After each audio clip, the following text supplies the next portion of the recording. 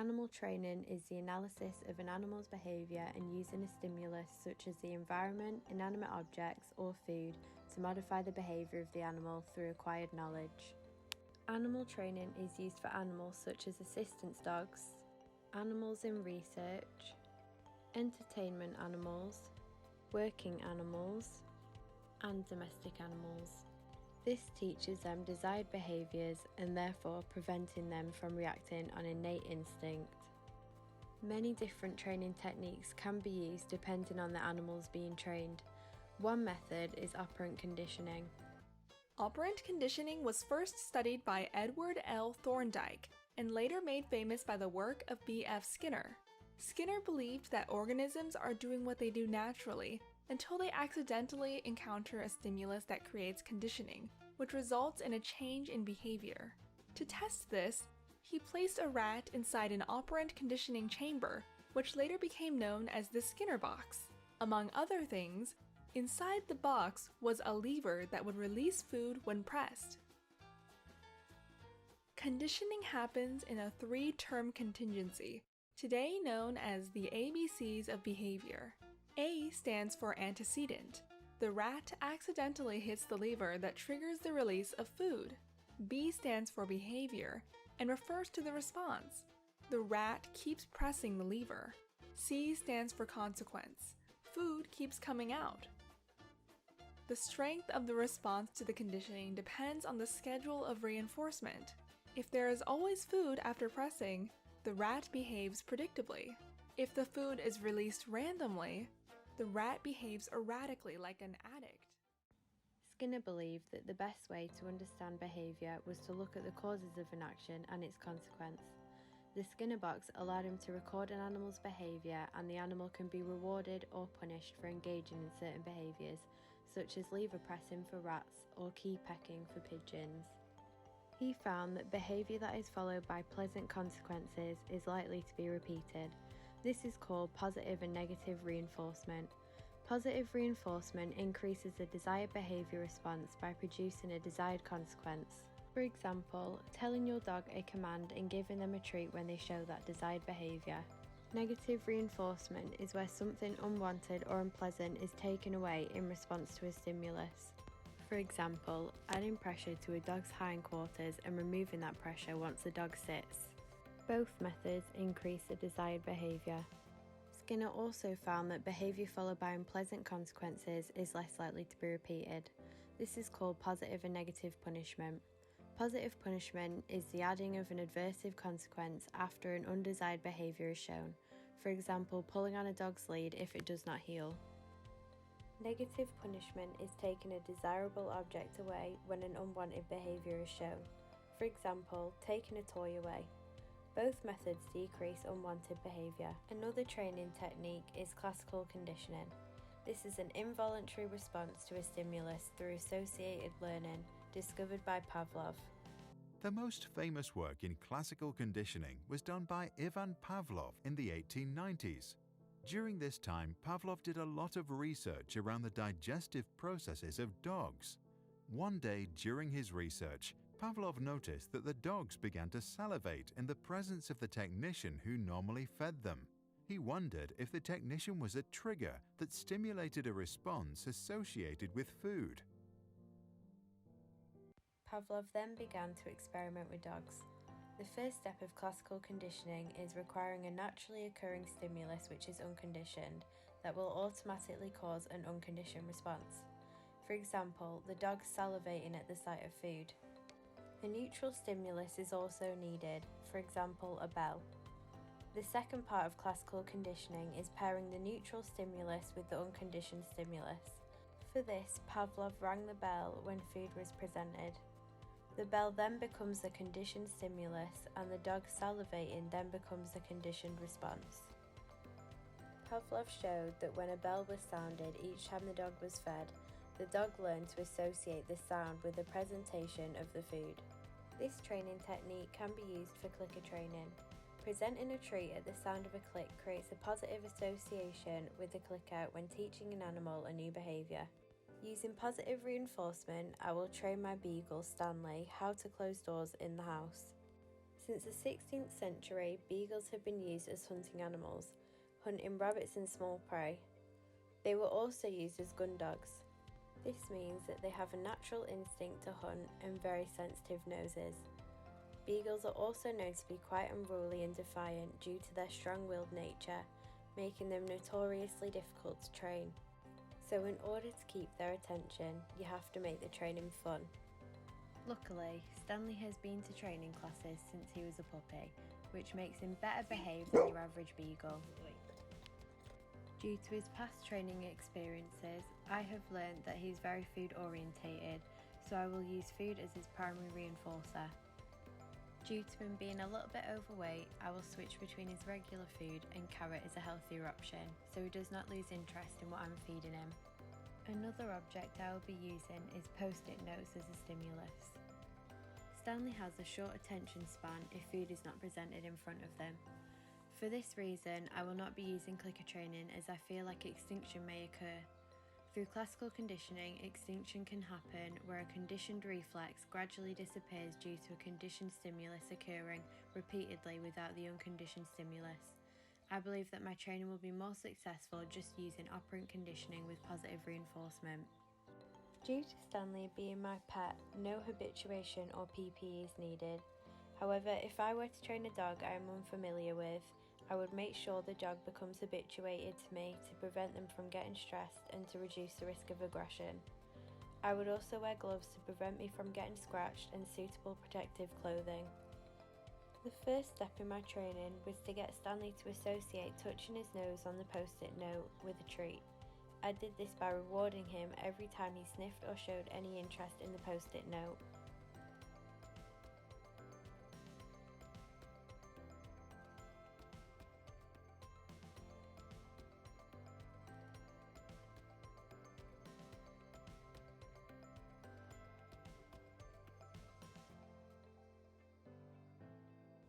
Once Stanley associated sniffing the post-it note with a reward, I then introduced the command word push.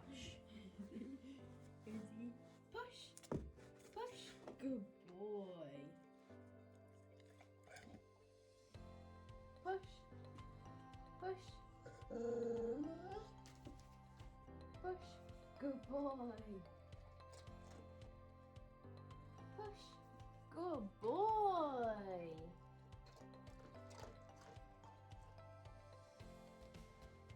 Ready? Push! Good boy!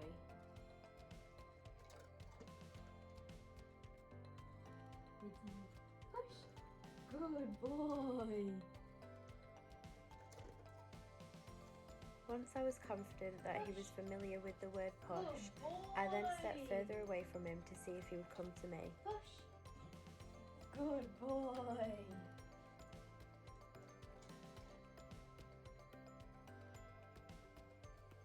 Push!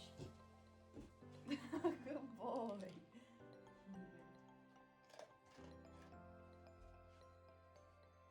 Push!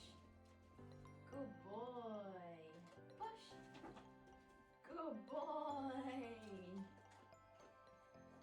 Push! Good boy! Push! Good boy! Ready? Push! Good boy! Ready?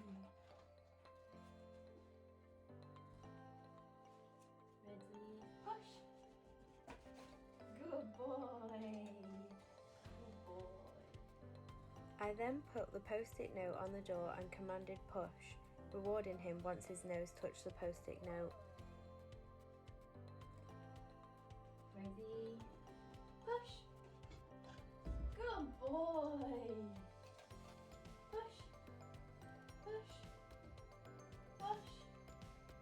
Good boy!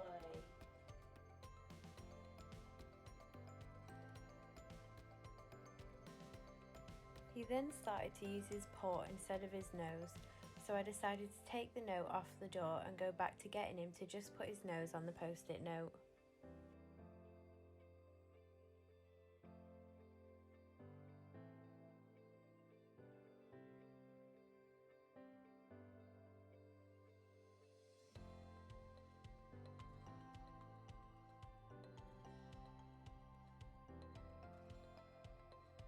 I then put the post-it note back on the door and tried again.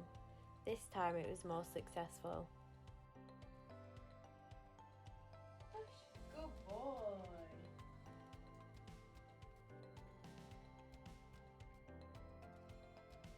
He was getting a little bit confused, so I decided to point at the post-it note so he understood what I meant. Ready? Push. Good boy. Wait. Ready? Push. Push. Push. Good boy. Good boy. I gave him lots of praise when he used his nose. Good boy. Good boy. Good boy. Now, are you ready? Push. Push. Good boy. Next, I opened the door to see if he would put his nose on the post-it note with the door open.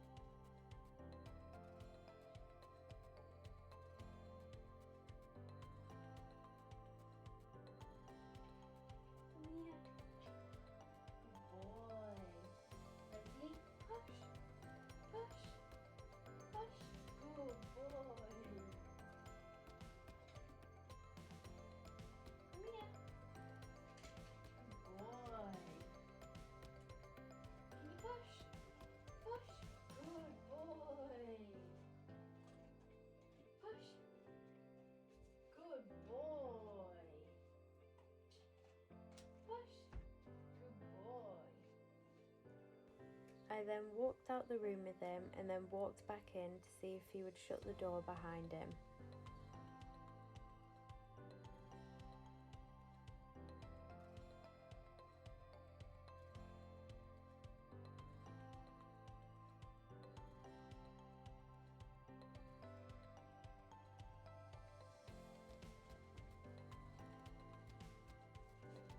Ready?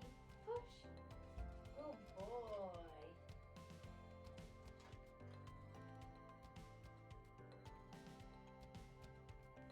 Stanley is very clever and he decided to start using his paw instead of his nose to apply some force. I decided to let him use his paw as well as his nose, as some of the doors in the house are quite stiff and he would have to apply a lot of pressure with his nose to close them.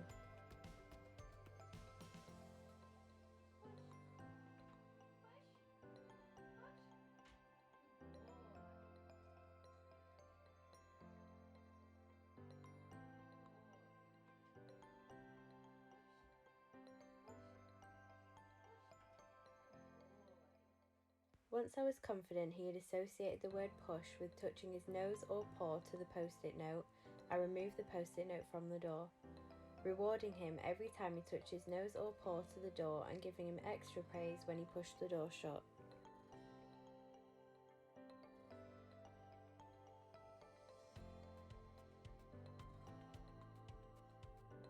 Push.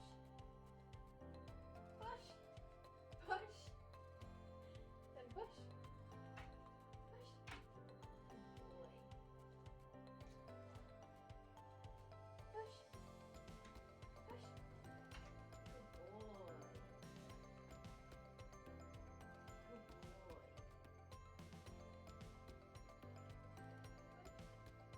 Once Stanley learnt to shut that one door, I then decided to try more doors in the house to make his training a bit more complicated. Push. Good boy. Push. Good boy.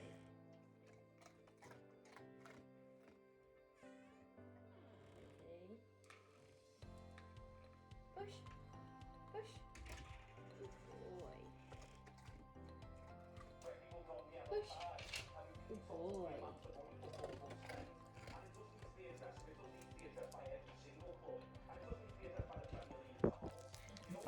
Think about Good boy. Come here.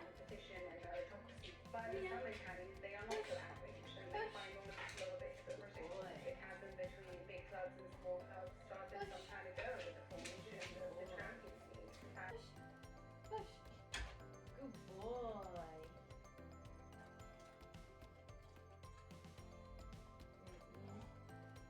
Can you push? Push. Good boy.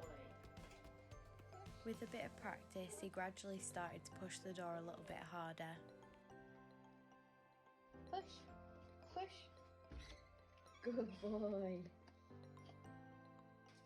Danny, push. Good boy. Push. Good boy. Push. Good boy. Good boy. Once I was confident he knew how to shut the door, I then got him to enter the room and shut the door behind him. I tried this in every room he enters until he learnt to shut all the doors.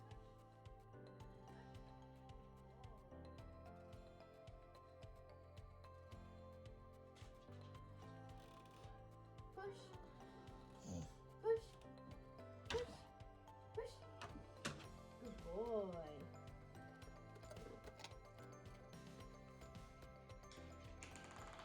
Push. Good boy.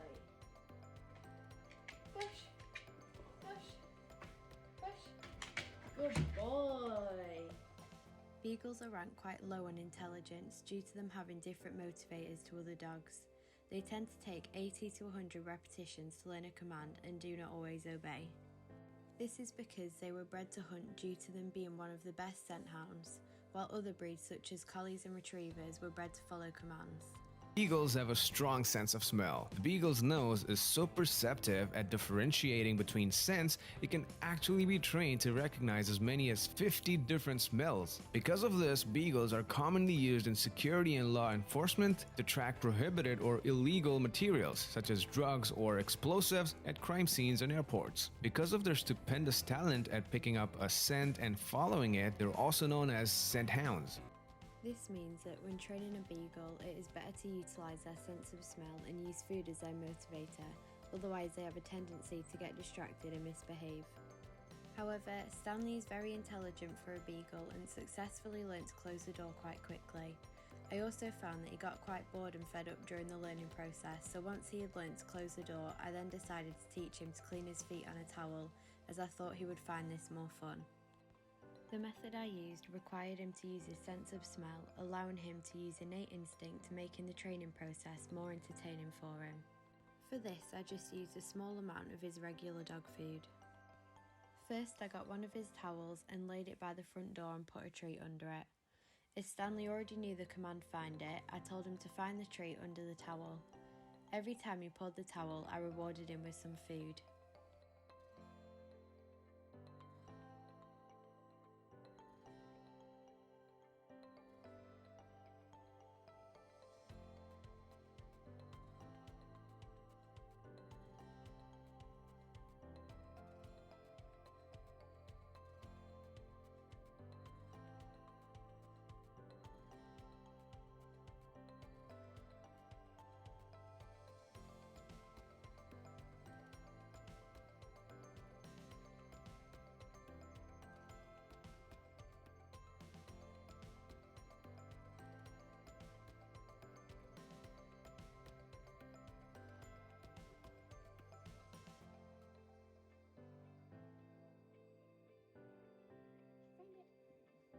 I then introduced the command "wash feet" every time he pulled the towel.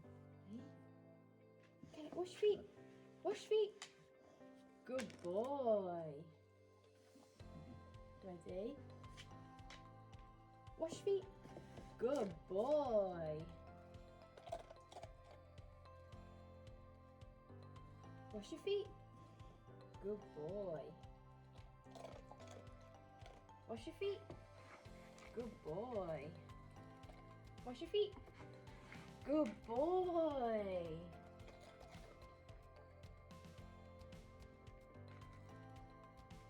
Wash your feet. Wash your feet. Good boy. Wash your feet. Wash your feet. Good boy. Stanley learnt the command wash feet very quickly. Wash your feet. Good boy.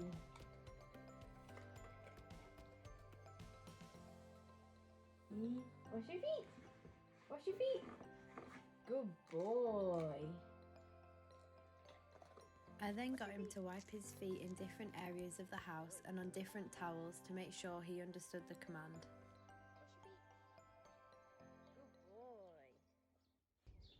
Wash your feet. Wash your feet. Good boy. Wash your feet. Good boy.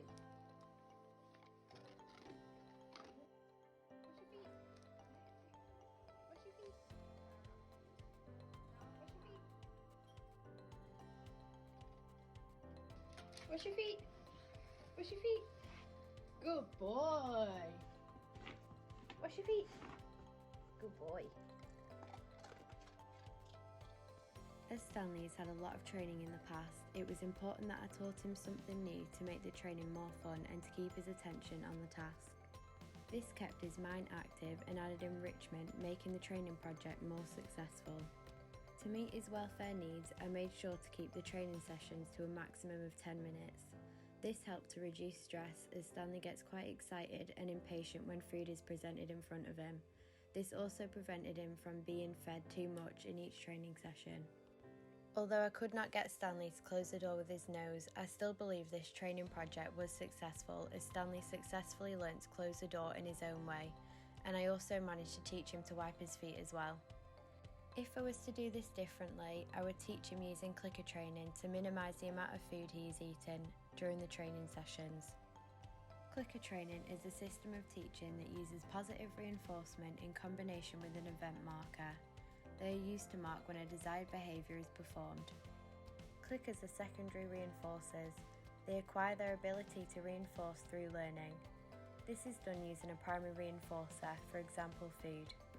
A primary reinforcer is something that fulfills the animal's biological needs. Before beginning clicker training, the clicker needs charged. Okay, so one of the things that we want to do, and just like Pavlov's dogs, every time they heard the bell, their mouths started watering because they anticipated what they were about to do. We're going to do the same thing with Odin. We're just going to, I'm not even going to really give any commands. And again, you can do this. Odin's obviously a little bit bigger, but you can do this with a small puppy. Just put the treat down on the ground. Hey.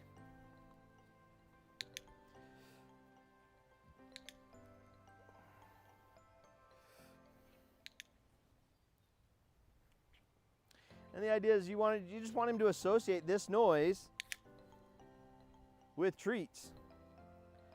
Once the animal has associated the sound of the click with a reward, you can then begin training. Now that your dog is anticipating the food, you can start to introduce the clicker as a marker of desired behaviour. Sit. Ask your dog for a simple cue that they already know, such as sit or down. As soon as they perform the behaviour, click and reward them. Practice this regularly over a few short sessions so that you can improve your timing and your dog can get used to using the clicker. You do this by clicking at the exact time the animal does the desired behaviour. This is a lot more precise than giving the animal a reward after they have done the behaviour. This prevents them from having to guess what you rewarded them for. This would have helped me during my training with Stanley as I could have used a fixed ration schedule of reinforcement. This is where you reinforce after a set number of correct responses. I would have done this by using the clicker to indicate that he did the correct behaviour and rewarding him with a primary reinforcer every 3 times. This would have minimised the amount of food he was eating. If I were to do this training project again, I would teach Stanley something a bit more complicated or something that would require him to use his scent to allow him to learn something that requires him to use innate instinct.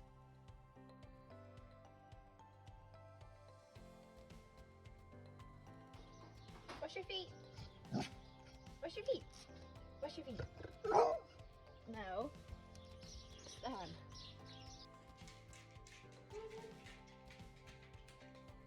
Ready? Come here. Come here. No. Wash your feet. Wash your feet. Wash your feet. feet. Wash your feet. Wash your feet. Wash your feet. Wash your feet. Wash your feet. Wash your feet. Wash your feet. No.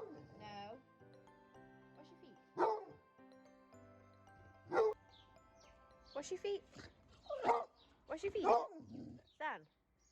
Wash your feet. Wash your feet. Good boy.